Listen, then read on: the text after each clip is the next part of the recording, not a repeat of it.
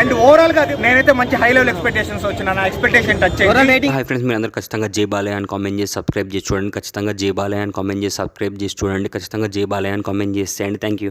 Worth అనిపించింది.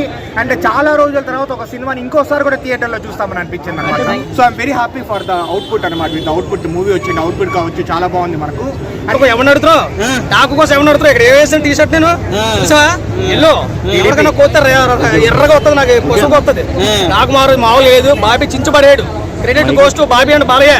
అంత డాకు మహారాజే కనపడుతున్నాయి కదా. అంతను సినిమా వేరే లెవెల్. 4 షాట్లు ఉన్న ఫైట్లు. అసలు బాలకృష్ణ కెరీర్ లో ఫైట్లు నేను చూడలేదు. అసలు బాలకృష్ణ సినిమా అంటే ఫైట్లు డైలాగులు ఉంటాయి. ఫైట్లు ఇచ్చి పడియాడు. చాలా బాగుంది, ఎక్స్ట్రాడినరీ మూవీ, సూపర్ అన్న. నీకు విషయం చెప్పనా, తమన్ అయితే బాలకృష్ణ కోసం పుట్టాడు. నాకు తెలుసు, తమన్ అయితే బాలకృష్ణ కోసం పుట్టాడు కాబట్టి బ్యాక్గ్రౌండ్ మ్యూజిక్ బాగుంది, సాంగ్స్ బాగున్నాయి, ఫైట్లు బాగున్నాయి. ఒక లెవెల్లో చెప్పాలంటే డాక్ అయితే ఈ సంక్రాంతి పొడిచాడు పోటు.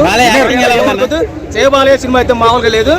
ఇంకా థియేటర్ లో కూర్చోండి ప్రతి ఒక్కడు ఒకటే నినాదం, డాక్ మహారాజు ఏం లేదు, అంతా జై బాలయ్య. ఫస్ట్ నుంచి లాస్ట్ వరకు జై బాలయ్య. అంత మించి నువ్వు ఎన్ని సినిమాలు అయితే చెప్పావో ఆ సినిమాలు అన్నింటి మించి ఉందన్న సినిమా.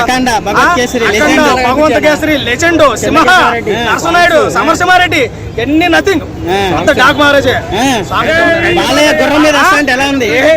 మామూలుగా లేదు సినిమా.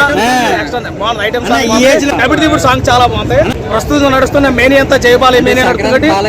సంక్రాంతికి అయితే నాకు 100% జై బాలయ్య. అందరు సినిమాలు ఆడాలి, అందరూ బాగుంటారు, అది నా కోరిక. డాక్ మహారాజ్ అయితే super cinema. Thank you so much.